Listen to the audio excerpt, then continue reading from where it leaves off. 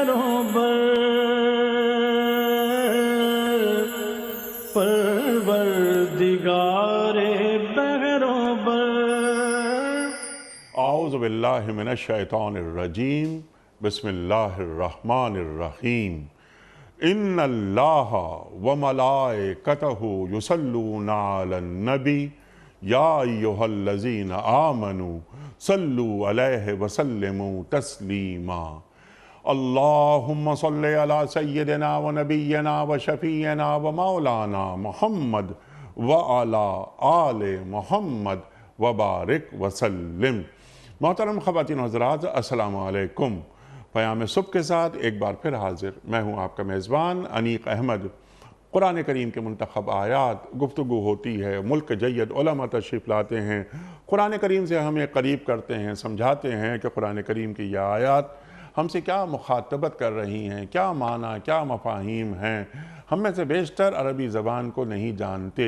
ہم تلاوت قرآن کریم کرتے ہیں، ہر گھر میں تلاوت ہوتی ہے بحمداللہ، لیکن معنی، مفاہیم، اللہ تعالیٰ کے تقاضے، اللہ ہمیں کہاں دیکھنا چاہتا ہے، اللہ ہمیں کیسا دیکھنا چاہتا ہے، قرآن کا مطلوب انسان کیسا ہوتا ہے، ہمارے معزز علماء ہمیں تعلیم فرماتے ہیں۔ اللہ ہمارے علماء کو سلامت رکھے۔ خواتین و حضرات، آج سورہ زمر کی آیت نمبر 41 پر انشاءاللہ سیکھیں گے ایک محبوب عالم دین سے۔ خواتین و حضرات، اللہ تعالیٰ کیا فرما رہا ہے؟ مخاطبت ہو رہی ہے سرکار دو عالم صلی اللہ علیہ وآلہ وسلم سے، آپ کے ذریعے پوری انسانیت کو۔ اے نبی صلی اللہ علیہ وآلہ وسلم، انا انزلنا علیک الکتاب للناس بالحق، ہم نے یہ جو کتاب قرآن کریم نازل کی، ہم نے نازل کی۔ یہ قرآن کریم آپ کی تصنیف نہیں ہے، منزل من اللہ ہے، انسانیت کے لیے ہے۔ ابھی رمضان کا مہینہ گزرا ہے، شہر رمضان الذی انزل فیہ القرآن ھدی للناس، تمام انسانیت کے لیے ہدایت ہے، بالحق۔ اب یہاں پر بالحق آیا ہے، تو یہ حق کے کیا معنی ہیں، کیا مفاہیم ہیں، اور حق کی جو ضد ہے وہ باطل ہے، یہ ہم اور آپ جانتے ہیں۔ تو ذرا کچھ حق پہ بات کروائیں گے۔ مزید یہ کہ اللہ تعالیٰ فرما رہا ہے، اور بہت ہی ایک سیدھے سادے انداز میں، کہ اب جو ان باتوں پر، یعنی قرآن کریم کی آیات پر، اللہ کے احکام پر عمل کرے گا وہ اپنے لیے ہی کرے گا، اور جو بھٹکے گا، عمل نہیں کرے گا، نافرمانی کرے گا، اس کا وبال بھی اسی پر ہوگا۔ اور اللہ کے رسول صلی اللہ علیہ وآلہ وسلم سے فرمایا جا رہا ہے کہ وَمَا أَنْتَ عَلَيْهِمْ بِوَكِيلٍ، آپ ان کے نگہبان نہیں ہیں۔ إِنَّمَا أَنْتَ مُذَكِّرٌ لَسْتَ عَلَيْهِمْ بِمُسَيْطِرٍ، اللہ تعالیٰ قرآن کریم میں فرما چکا ہے۔ ایک اور آیت جو اس ذیل میں یاد آتی ہے کہ لَعَلَّكَ بَاخِعٌ نَفْسَكَ أَلَّا يَكُونُوا مُؤْمِنِينَ، اے میرے محبوب محمد مصطفیٰ، احمد مصطفیٰ صلی اللہ علیہ وآلہ وسلم، اگر یہ لوگ ایمان نہیں لائیں گے یا نہیں لا رہے تو کیا آپ اپنی جان کھپا دیں گے؟ اِنَّكَ لَا تَهْدِي مَنْ أَحْبَبْتَ وَلَكِنَّ اللَّهَ يَهْدِي مَنْ يَشَاءُ، اللہ تعالیٰ قرآن کریم میں بیان فرما چکا ہے۔ سرکار دو عالم صلی اللہ علیہ وآلہ وسلم سے مخاطبت ہو رہی ہے کہ آپ یہ چاہتے ہیں کہ انہیں ہدایت مل جائے۔ انہیں ہدایت اس وقت تک نہیں ملے گی جب تک کہ اللہ نہیں چاہے گا۔ ابلاغ کر دیجئے، ہدایت کو پہنچا دیجئے۔ تو اللہ یہ فرما رہا ہے کہ اگر احکام خداوندی پر عمل کیا جائے تو فائدہ ہمارا ہی ہے، اور اگر نافرمانی کی جائے تو وبال بھی ہم ہی پر ہے۔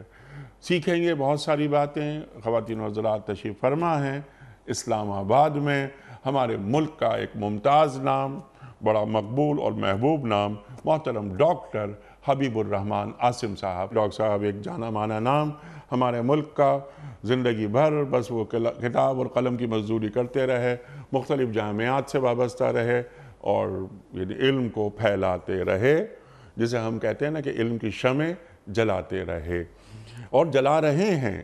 ڈاکٹر صاحب کو خوش آمدید کہتے ہوئے پروگرام کا آغاز اللہ تعالیٰ کے بابرکت نام سے، سورہ زمر اور آیت نمبر 41 اور 41۔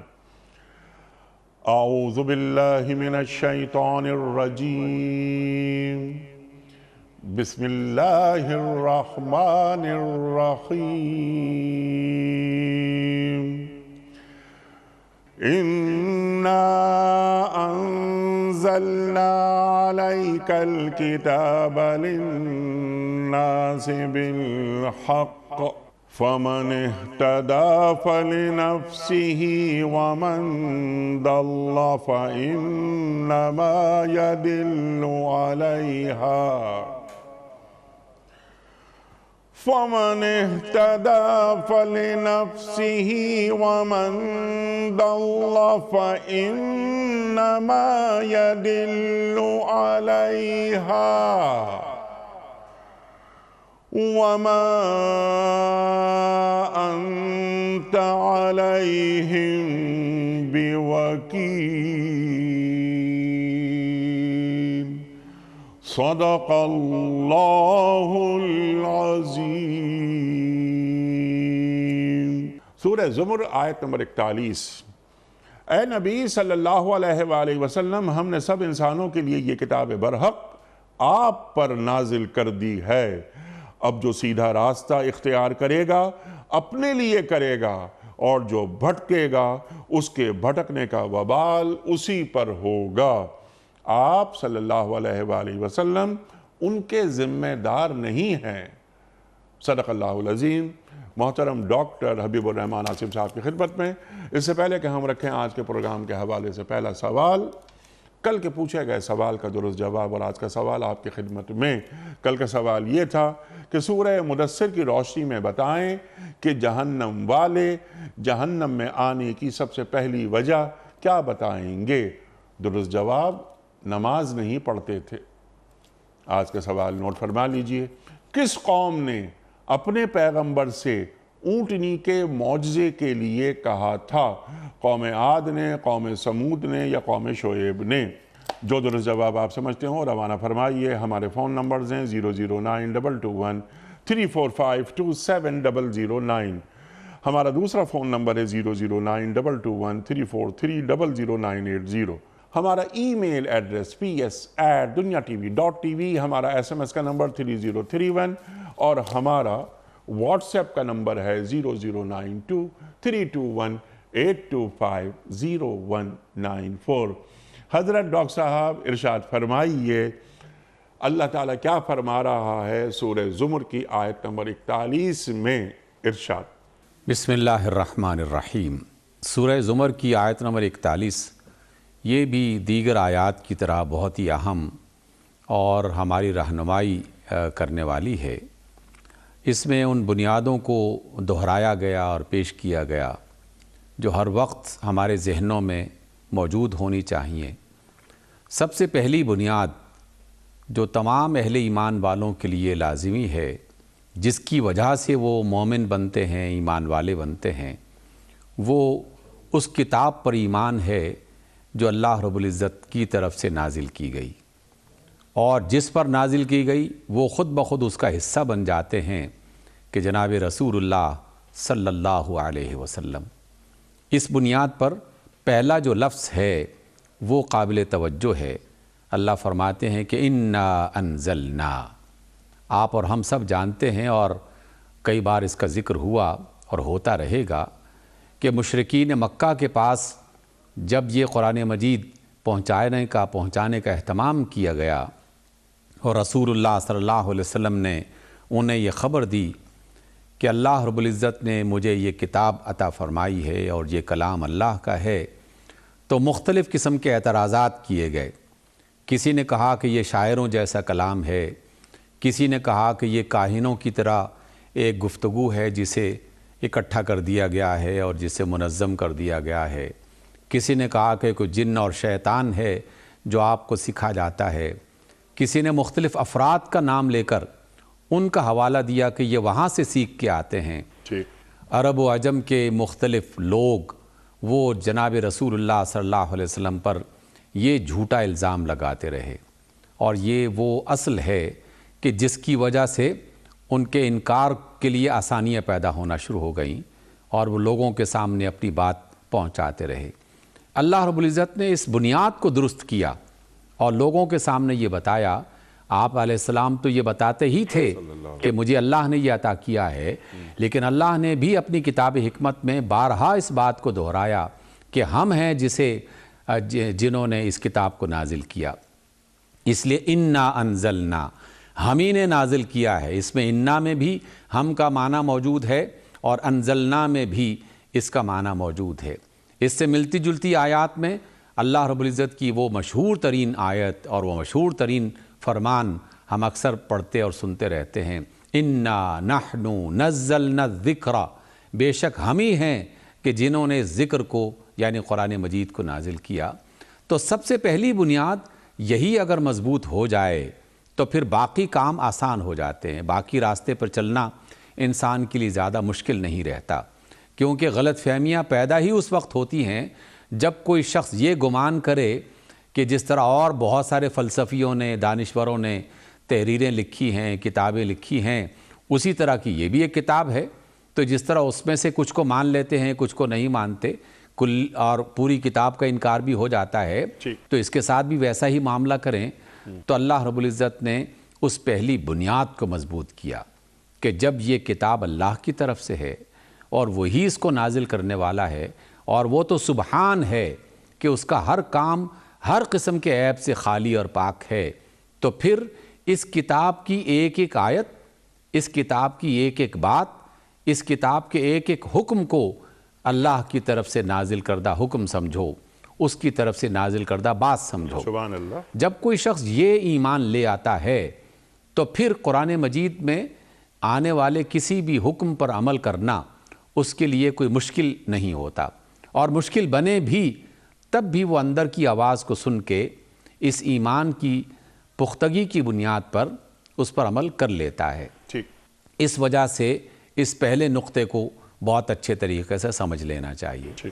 انیق بھائی، آج کی دنیا میں ہم نے کئی بار سنا اور دیکھا ایسے افراد کو کہ جب وہ اللہ تعالیٰ کی کسی بات کا انکار کر رہے ہوتے ہیں اور اس کے بارے میں بعض اوقات شک پیدا کر رہے ہوتے ہیں، اور باقی لوگ ان کے ساتھ بحث کر کے انہیں قائل کرنے کی کوشش کر رہے ہیں کہ نہیں یہ ایسا ہونا چاہیے، یہ ایسا ہونا چاہیے، اور جب وہ قائل کر کے تھک جاتے ہیں تب بھی انہیں وہ کامیابی نہیں ہوتی.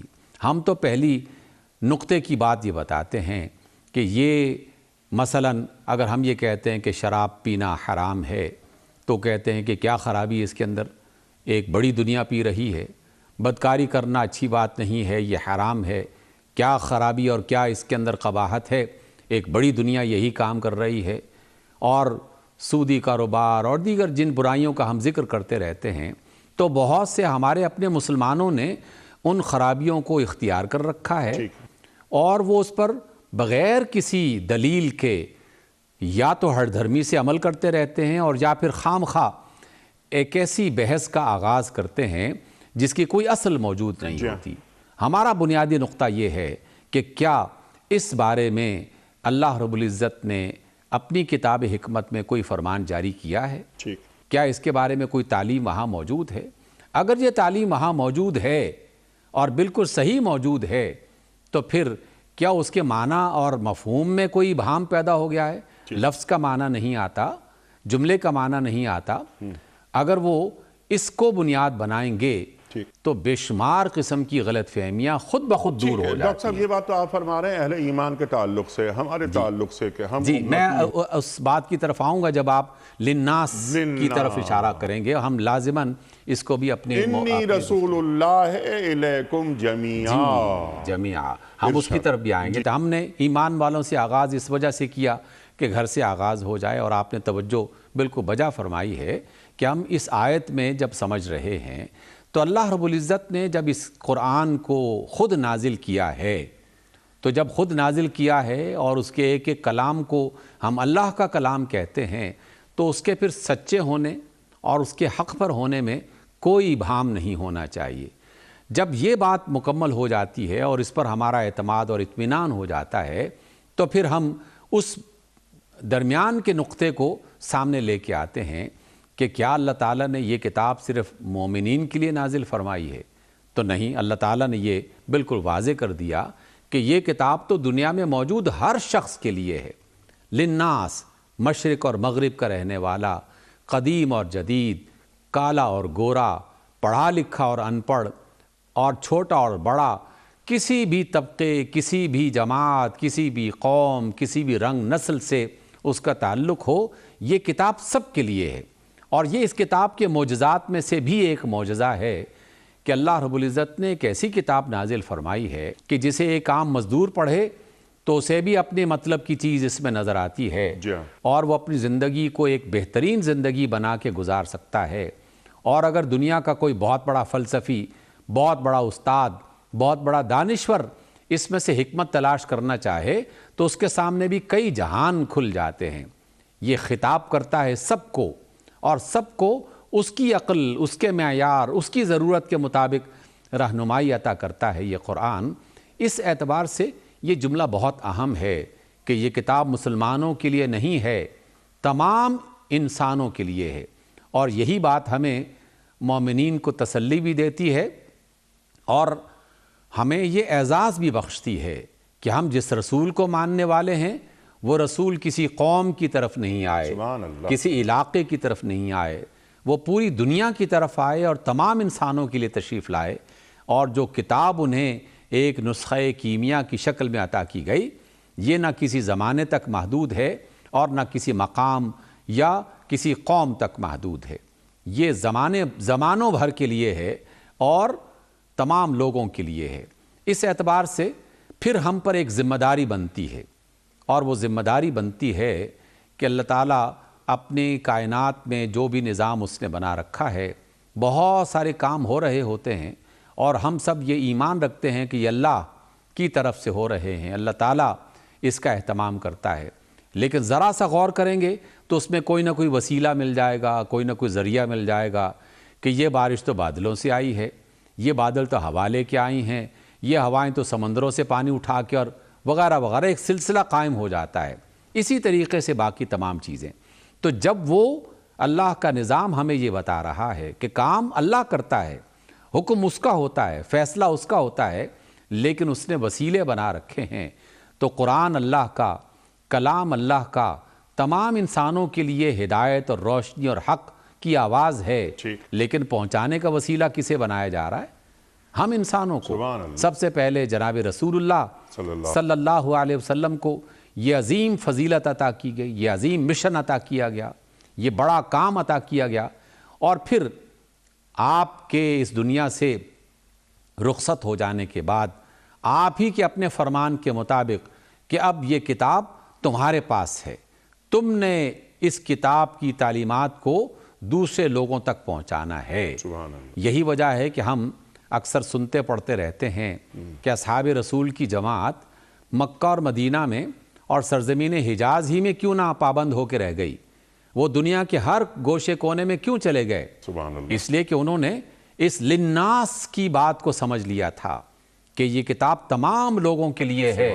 تو دیکھیے ماورا نہر، یعنی وہ جو سمرقند و بخارا کی وادیوں اور پہاڑوں میں پہنچ گئے، وہ جو انڈونیشیا کے علاقوں میں پہنچ گئے، وہ جو دنیا کے ہر کونے گوشے میں جو اہل ایمان پہنچے ہیں، وہ اسی بنیاد کو سامنے رکھتے ہوئے پہنچے ہیں کہ اب یہ ذمہ داری ہماری ہے کہ ہم نے اللہ کے پیغام کو لوگوں تک پہنچانا ہے۔ انیق بھائی، جب یہ بات بھی طے ہو جاتی ہے تو پھر پہلی بات کو اس دوسری بات کے ساتھ جوڑتے ہوئے ایک اور نقطہ بھی ہمیشہ اپنے سامنے رکھنا چاہیے، اور یہ بات میں اس وجہ سے بھی آپ کے توسط سے اور آپ کے اس پروگرام کے وسیلے سے سننے دیکھنے والوں کو یہ پیش کرنا چاہ رہا ہوں کہ بہت ساری دنیا کے لوگ مسلمانوں کو دیکھ کر ایمان سے دور ہوتے ہیں، اسلام سے دور ہوتے ہیں، کیونکہ وہ قرآن کا نام لیتے ہیں تو وہ پھر سوال اٹھاتے ہیں کہ اچھا، جس قرآن کی بات کرتے ہیں تو اس کو ماننے والے ایسے ہوتے ہیں؟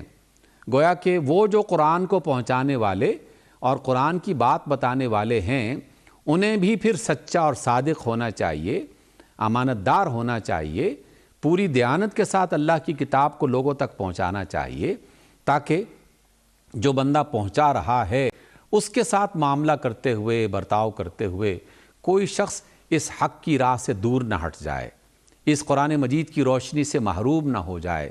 تو تو یہ تمام باتیں ایک دوسرے کے ساتھ جڑی سبحان ہوئی اللہ، ہیں سبحان اللہ۔ کہ یہ اللہ کی طرف سے نازل کردہ ہے، ٹھیک ہے۔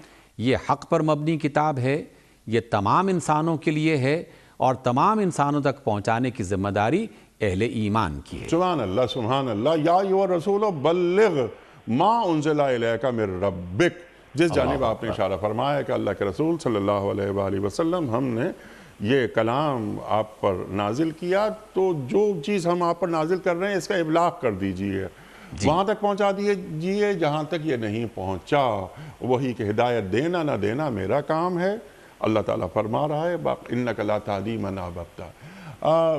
ڈاکٹر صاحب، اور کیا اچھی بات آپ نے بات فرمائی کہ صحابہ کرام اجمعین، یعنی ایک بڑی تعداد دنیا بھر میں گئے، کون صحابہ رضی اللہ عنہم ورضوا عنہ، جن کے بارے میں کہا جاتا ہے کہ اللہ ان سے راضی، وہ اللہ سے راضی، اور دین کے پیغام کو انہوں نے عام کیا۔ سرکار دو عالم صلی اللہ علیہ وآلہ وسلم کی ختم نبوت بھی سامنے آ رہی ہے کہ انی رسول اللہ علیکم جمیعا، آپ تمام انسانوں کے لیے، تمام انسانیت کے لیے اور تمام کائنات کے لیے رسول بنا کر بھیجے گئے ہیں۔ تو آپ کی رسالت یونیورسل ہے تو ختم نبوت بھی یونیورسل ہے۔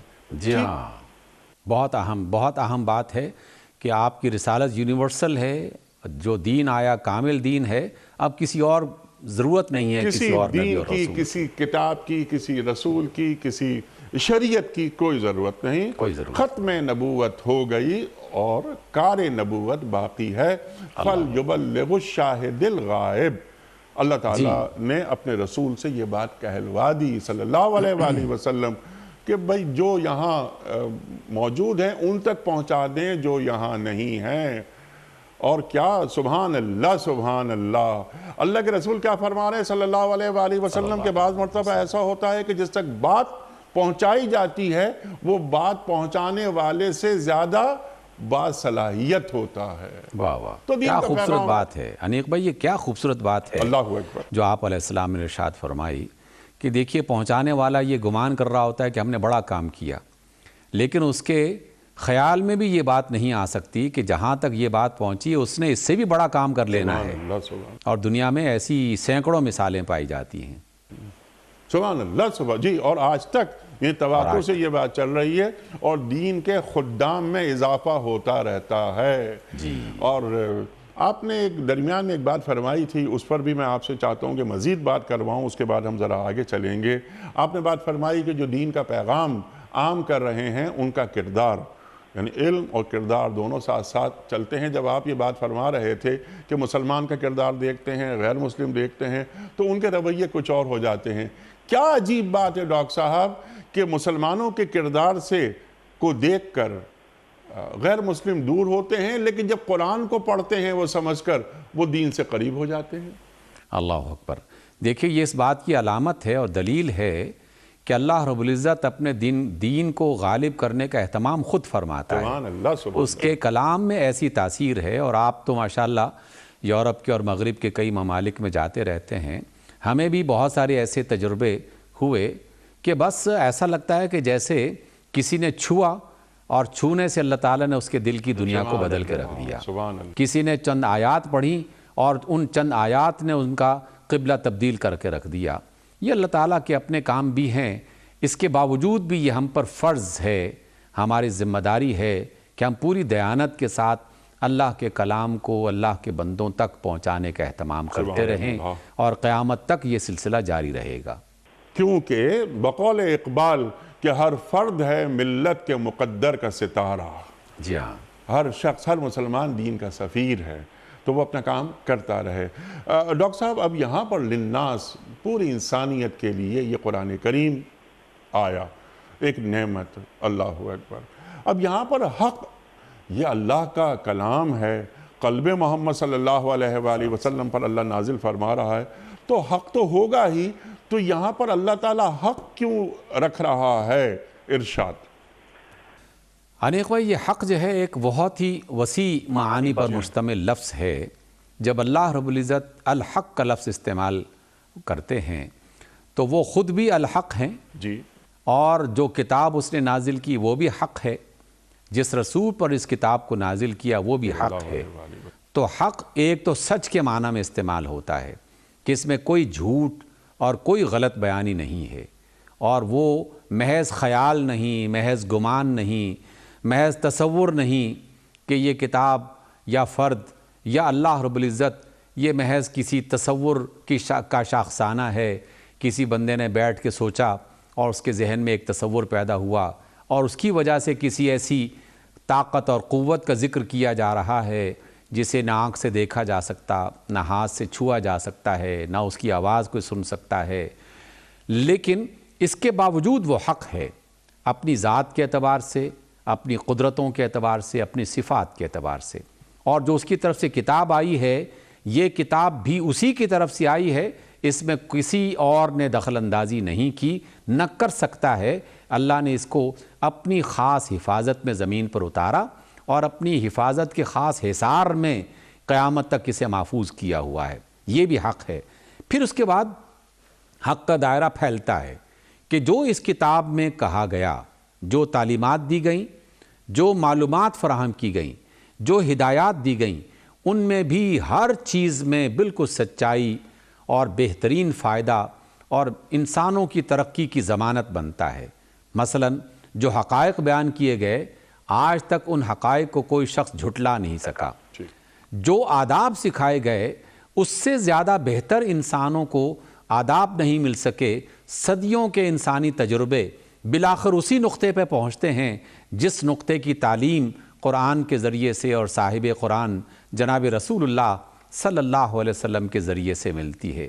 اس لیے اس میں موجود ہر بات، ہر تعلیم، ہر رہنمائی وہ بھی حق پر مبنی ہے۔ جو بھی اسے اختیار کرے گا اللہ رب العزت اسے لازماً فائدہ پہنچائے گا، نفع عطا کرے گا اور اس کی ترقی کا ذریعہ بنے گا۔ جناب رسول اللہ صلی اللہ علیہ وسلم کا یہ قول مبارک بھی بارہا پیش کیا گیا اور آئندہ بھی پیش کیا جاتا رہے گا کہ ان اللہ یرفع بہذا القرآن یا بہذا الکتاب اقواما ویدع بہ آخرین، کہ اللہ تعالیٰ اس قرآن کے ذریعے سے کئی قوموں کو ترقی دیتا ہے، اور جو اسے نظر انداز کر دیتے ہیں تو یہی قرآن عمل نہ کرنے کی وجہ سے دوسروں کے لیے پستی کا اور زوال کا باعث بنتا ہے۔ یہ اشارہ ہے اس بات کی طرف کہ جو قوم یا کوئی فرد یا کوئی ملک ترقی کی راہ پہ گامزن ہونا چاہتا ہے اور دنیا میں ایک خوشحال، اچھی، عدل و انصاف پر مبنی ایک پاکیزہ اور صاف ستھری زندگی بسر کرنا چاہتا ہے اور پھر دنیا حسنہ اس کو تلاش کرنا چاہتا ہے، تو اس کتاب کے موجود ضابطے اور اس میں جو ذکر کیے گئے ہیں آداب، ان کا خیال رکھے تو زندگی خود بخود سنورنا شروع ہو جاتی ہے۔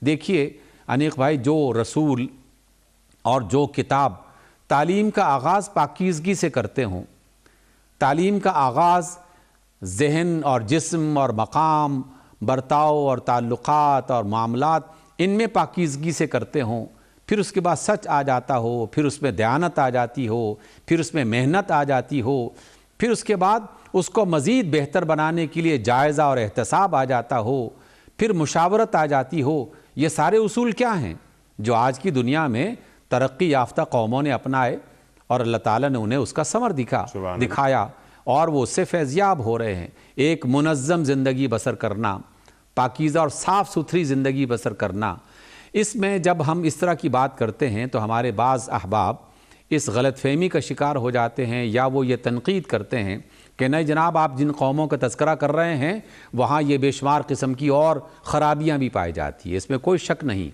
کہ ان قوموں میں خرابیاں موجود ہیں، لیکن ہم تو ان خوبیوں کا ذکر کر رہے ہیں جن خوبیوں کا ذکر قرآن مجید میں پایا جاتا ہے، اور ان قوموں نے ان خوبیوں کو اپنایا تو اللہ نے انہیں ترقی دی، انہیں خوشحال بنایا۔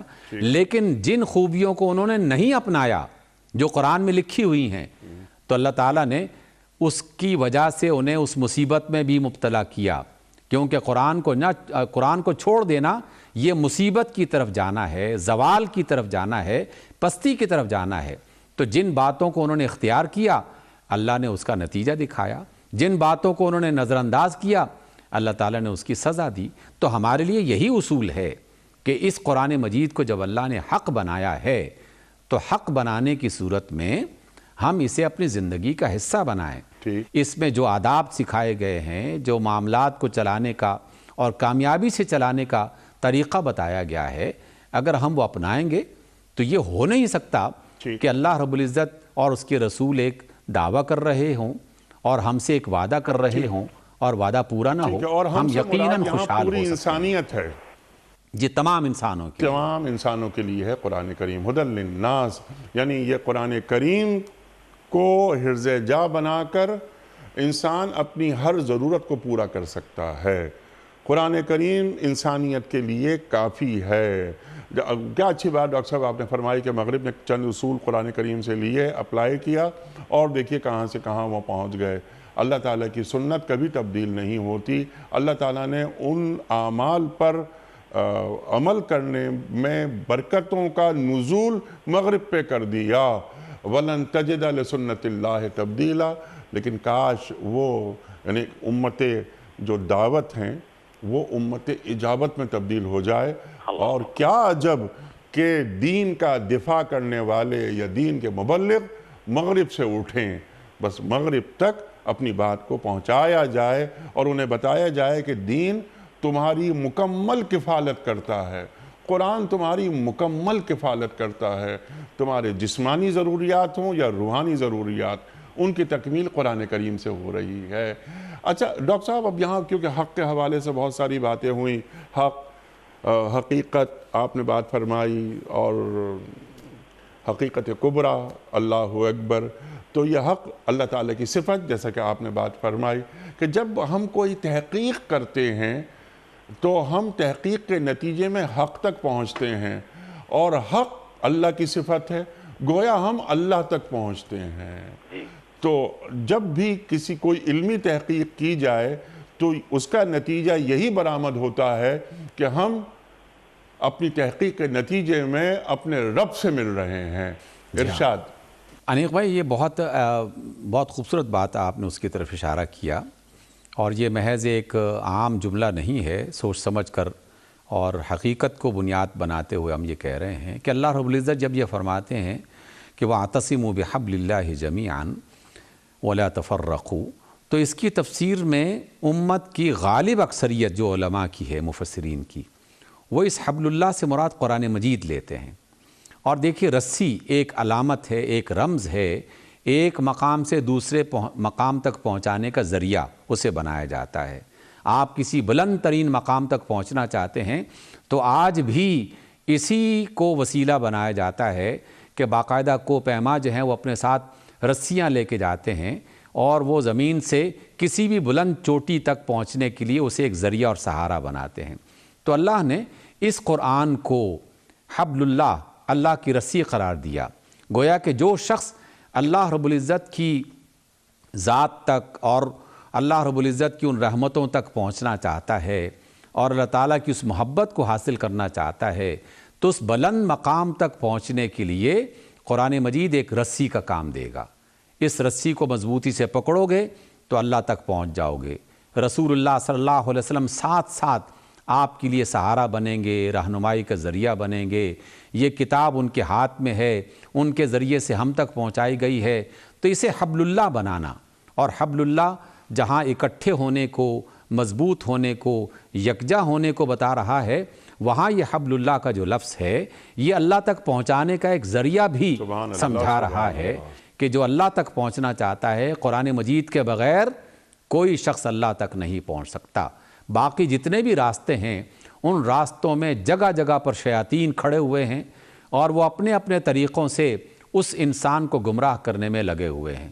اور یہ کوئی ایسی بات نہیں ہے کہ جو آج کہی جا رہی ہو، روز اول سے کہی جا رہی ہے، تمام آسمانی کتابوں میں لکھی جا چکی ہے. شیطان نے ڈنکے کی چوٹ پہ یہ کہا تھا کہ میں ہر مقام پر کھڑے ہو کر اے اللہ تیرے بندوں کو گمراہ کروں گا، راستے سے ہٹاؤں گا. اس لیے جس نے اللہ کی رسی کو مضبوطی سے پکڑ لیا تو وہ یقیناً اس صحیح مقام تک پہنچ جائے گا. انیق بھائی، عام ہمارے نوجوانوں کو بات پہنچانے کے لیے ایک اور تمثیل بالکل اسی انداز کی ہے کہ بہت سارے گروپس نوجوانوں کے ایسے ہیں جو کسی خاص مہم پر جنگلوں میں، بیابانوں میں بھیجے جاتے ہیں، غاروں میں، پہاڑوں کی وادیوں میں پہنچائے جاتے ہیں.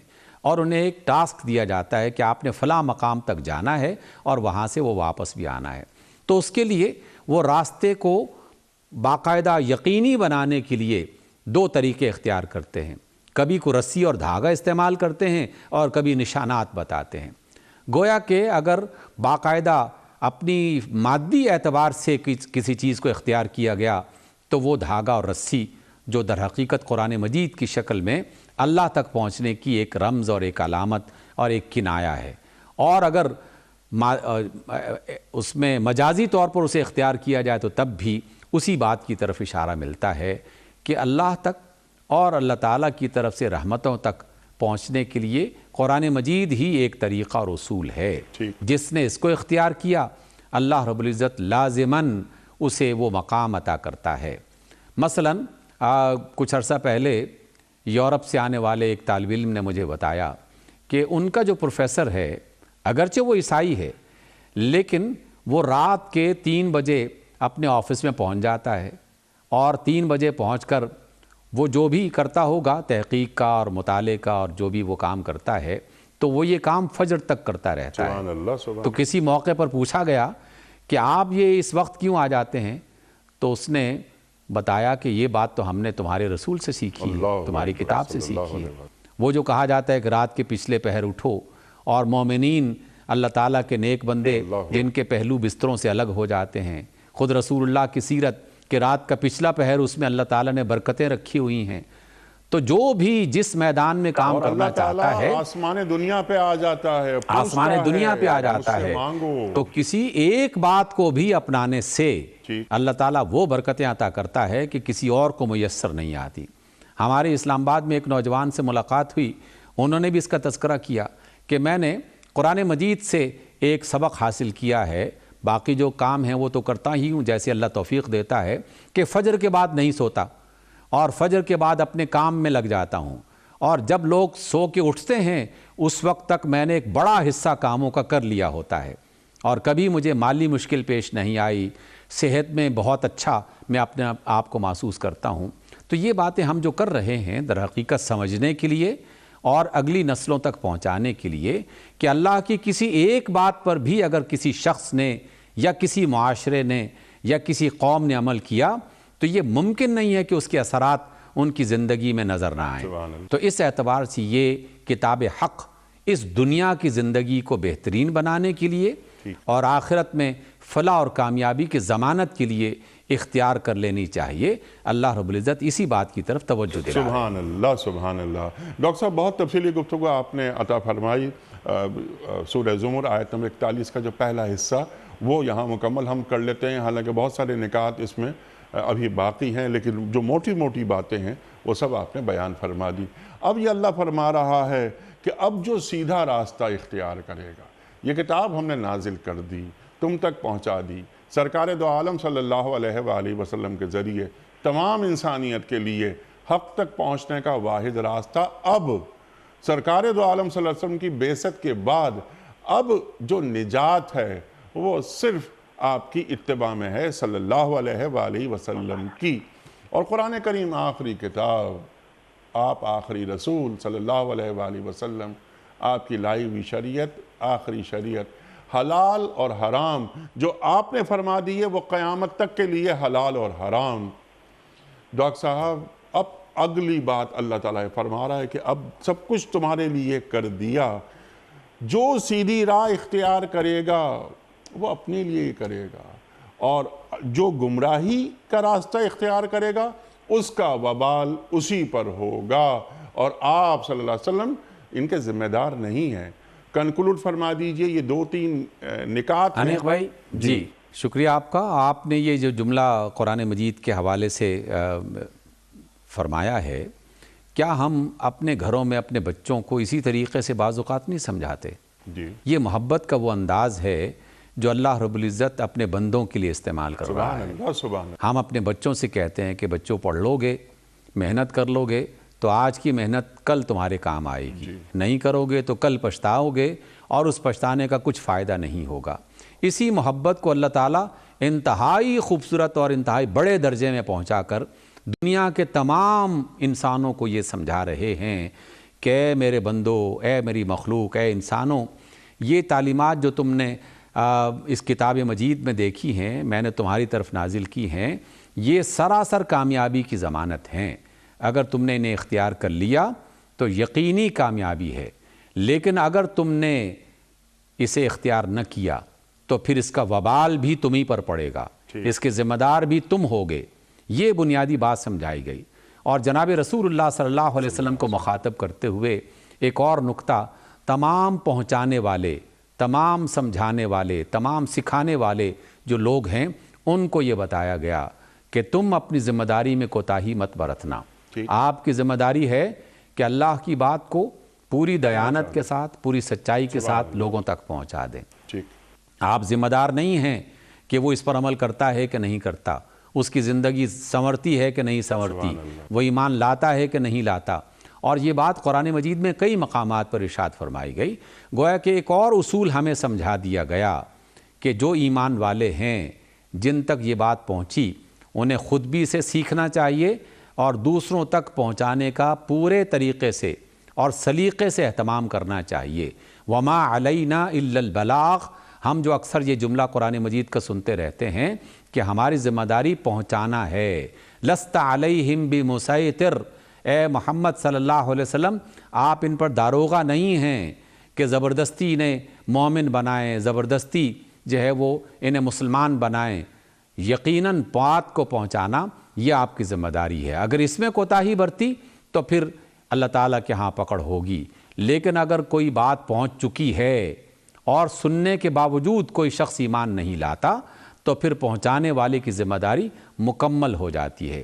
البتہ جو پہنچانے والے ہم جو تھوڑا بہت اس کار خیر میں اللہ کی توفیق سے شریک ہوتے ہیں، ہمیں اس بات کا اہتمام لازماً کرنا چاہیے کہ ہم اللہ کی سچی بات کو سچے انداز میں اور سلیقے سے پیش کریں، اس میں اپنی طرف سے کوئی جھوٹ اور سچ نہ ملا دیا کریں، بلکہ جو سچ ہے وہی برحق اور کامل سچ ہے جو اللہ کی طرف سے آ گیا۔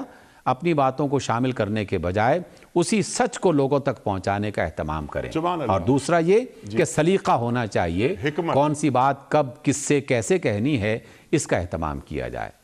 سبحان اللہ، سبحان اللہ، سبحان اللہ۔ اچھا ڈاکٹر صاحب، یہ میں چاہتا ہوں ذرا سا لاسٹ 2 منٹس، یہ حکیمانہ انداز جو آپ بات فرما رہے ہیں، اب یہ ادعو الی سبیل ربک بالحکمہ والموعظۃ الحسنہ وجادلہم باللتی ہی احسن، قرآن کریم فرماتا ہے۔ تو آج کے جو داعی دین ہیں، انہیں کچھ تو آپ نے پہنچا دی بات، نصیحت کر دی آپ نے، لیکن ایک حکیمانہ انداز بھی ہوتا ہے۔ آپ نے فرمایا کہ جھوٹ اور سچ ذرا، یعنی ایسا نہ ہو کہ اپنی بات پہنچانا ہے تو اس میں جھوٹ سچ اس کا کوئی خیال نہ رکھا جائے، لیکن ایک جو طریقہ کار ہے، سرکار دو عالم صلی اللہ علیہ وآلہ وسلم کے فرائض، یتلو علیہم آیاتہ ویزکیہم ویعلمہم الحکمہ، تو حکمت کو بھی پیش نظر رکھنا چاہیے کہ میں کسی نوجوان لڑکے سے بات کر رہا ہوں یا میں کسی نوجوان لڑکی تک دین کا پیغام پہنچا رہا ہوں تو وہاں میرا انداز کیا ہوگا۔ میں اگر پروفیسر سے بات کر رہا ہوں، یعنی پروفیسر وہ کہ جو جیسے فزکس کے، کیمسٹری کے، باٹنی کے، فزیکل سائنسز کے پروفیسر ہیں، ان سے مجھے بات کیسی کرنی چاہیے، سوشل سائنسز کے پروفیسر سے مجھے کیا بات کرنی چاہیے، پارلیمنٹیرین سے مجھے کون سی بات کرنی چاہیے، جوڈیشری سے مجھے کون سی بات کرنی چاہیے، کیا داعی دین کو یہ باتیں پیش نظر نہیں رکھنی چاہیے؟ انیکوئے بہت شکریہ آپ کا، اور آپ اکثر یہ توجہ دلاتے رہتے ہیں چونکہ رسول اللہ صلی اللہ علیہ وسلم نے یہ توجہ دلائی ہے، اور آپ کا یہ فرمان بھی اکثر و بیشتر آپ کے پروگرام کی زینت بنتا رہتا ہے کہ کلموا الناس علی قدر عقولہم، تو لوگوں سے ان کی عقل، ان کے شعور، ان کی ذہنی سطح، ان کے عقل کے معیار کے مطابق بات کرنی چاہیے۔ خود رسول اللہ صلی اللہ علیہ وسلم کی سیرت ہمیں بتاتی ہے کہ ایک شخص آتا ہے، آپ اسے ایک سوال کا جو جواب دیتے ہیں، وہی سوال کسی دوسری شخص کی طرف سے آتا ہے تو آپ کا جواب مختلف ہوتا ہے، وہی کسی تیسرے فرد کی طرف سے آتا ہے تو آپ کا جواب مختلف ہوتا ہے۔ تو آپ یہ جواب مختلف کیوں دے رہے ہیں؟ سوال ایک ہی ہے، اور اس کی بنیادی وجہ یہی ہے کہ پوچھنے والا مختلف ہے، اس کے ذہنی معیار مختلف ہے، اس کا انداز بات کو سمجھنے کا مختلف ہے۔ ایک عام جو ان پڑھ آدمی ہے، جس کو بات فوراً سمجھ میں نہیں آتی، اس سے کس لہجے میں کس انداز میں بات کرنی ہے، سبحان اللہ، موقع محل دیکھ کر بھی کہ موقع محل کسی اور کا ہے اور آپ کوئی اور بات سمجھانا شروع کر رہے ہیں، تو ان تمام چیزوں کو حکمت کہا جاتا ہے کہ کون سی بات کب کرنی ہے، کیسے کرنی ہے، کس سے کرنی ہے۔ تو اس اعتبار سے قرآن یقیناً رہنمائی کرتا ہے، اور آقا رحمت علیہ السلام نے بھی اس کے حوالے سے بہت واضح رہنمائی فرمائی ہے۔ تو اس لیے جو مبلغین ہیں یا دین کا پیغام پہنچانے والے ہیں، انہیں سیرت کا اس حوالے سے بھی مطالعہ کرنا چاہیے، اور نفسیات کا علم بطور خاص انہیں پڑھنا چاہیے کہ کیسے لوگوں پر بات اثر کرتی ہے اور کس طریقے سے کہا جائے تو پھر وہ بات پہنچ جائے گی۔ سبحان اللہ۔ اور پورے قرآن کریم کے اندر متعدد آیات ایسی مل جاتی ہیں کہ جو نفسیات کے تعلق سے ہمیں درس دیتی ہیں کہ کون سی بات کہنی ہے اور کون سی بات نہیں کہنی، یا کون سی بات کہاں کہنی ہے۔ موسیٰ علیہ السلام کے واقعے میں بھی بہت سارے ایسی نصیحتیں ہیں کہ جو ہم تک پہنچتی ہیں۔ وقت یہاں مکمل ہو رہا ہے، ورنہ اور گفتگو یہاں ہم ڈاکٹر صاحب سے کرواتے، ان سے سیکھتے، سامنے والے کی ذہنی سطح کو دیکھ کر بات کرنا داعی دین کی ذمہ داریوں میں سے ایک ذمہ داری ہے۔ کلم الناس علی قدر عقولہم، ڈاکٹر صاحب نے ابھی ہمیں تعلیم کیا کہ سامنے والے کی عقل کو دیکھ کر بات کی جائے اور ان تک دین کا پیغام پہنچایا جائے۔ آخری بات ڈاکٹر صاحب آپ کی اجازت سے کہ خاص طور پہ جو نوجوان بچے ہیں، بچیاں ہیں، انہیں لاجواب نہ کیا جائے بلکہ انہیں قائل کیا جائے۔ ہمارے پاس جو دین پیش کرنے والا طبقہ ہے خاص طور پر، وہ انہیں لاجواب کر دیتا ہے، بعض اوقات معرب اور مفرز گفتگو کے ذریعے موٹے موٹے اور دقیق مسائل اور دقیق الفاظ لا کر، تو بہت آسانی کے ساتھ دین کا پیغام ایسا پہنچ جائے ہمارے بچے اور بچیوں کے دل میں کہ پھر دین ان کی ذات کا حصہ بن جائے۔ ڈاکٹر صاحب میں آپ کا بڑا ممنون، بہت شکر گزار، آپ تشریف لائے۔ ہمیشہ آپ سے سیکھتے ہیں، آج بھی ہم نے آپ سے بہت سیکھا۔ خواتین و حضرات، ہمارے علماء کو اللہ سلامت رکھے۔ کوئز کل کا سوال ہمارا یہ تھا کہ سورہ مدثر کی روشنی میں بتائیں کہ جہنم والے جہنم میں آنے کی سب سے پہلی وجہ کیا بتائیں گے؟ درست جواب، نماز نہیں پڑھتے تھے۔ آج کا سوال نوٹ فرما لیجئے، کس قوم نے اپنے پیغمبر سے اونٹنی کے معجزے کے لیے کہا تھا؟ قوم عاد نے یا قوم سمود نے یا قوم شعیب نے؟ جو درست جواب آپ سمجھتے ہوں روانہ فرمائیے۔ ہمارے فون نمبرز ہیں 0092213452709۔ ہمارا دوسرا فون نمبر ہے 009221343000980۔ ہمارا ای میل ایڈریس ps@dunyatv.tv۔ ہمارا SMS کا نمبر 3031، اور خواتین و حضرات ہمارا واٹس ایپ کا نمبر ہے 00923218250194۔ وقت ہے قرآن اندازی کا، لیکن آج کراچی میں میرا کوئی مہمان نہیں ہے، تو یہ کام میرے ہاتھوں۔ آفتاب احمد خان صاحب ہیں پشاور سے۔ آفتاب احمد خان صاحب پشاور سے آپ کی خدمت میں دنیا ٹی وی کی جانب سے دینی کتب پر مشتمل گفٹ ہیمپر آپ کے گھر روانہ کیا جا رہا ہے بذریعہ کوریئر۔ آپ کو بہت بہت مبارک ہو۔ اختتام ہوتا ہے پیام صبح کا روزانہ ایک قول پر، اور وہ قول ہوتا ہے صاحب نہج البلاغہ امیر المومنین حضرت علی مرتضیٰ کرم اللہ وجہہ کا۔ آپ فرماتے ہیں کہ دوستی کا حال اپنے قلوب سے پوچھو، یہ ایسے گواہ ہیں جو کسی سے رشوت نہیں لیتے۔ دوستی کا حال اپنے قلوب سے پوچھو، یہ ایسے گواہ ہیں جو کسی سے رشوت نہیں لیتے۔ سبحان اللہ، سبحان اللہ۔ اپنے میزبان انیق احمد کو کل تک کے لیے اجازت دیجیے۔ خدا حافظ۔ پروردگار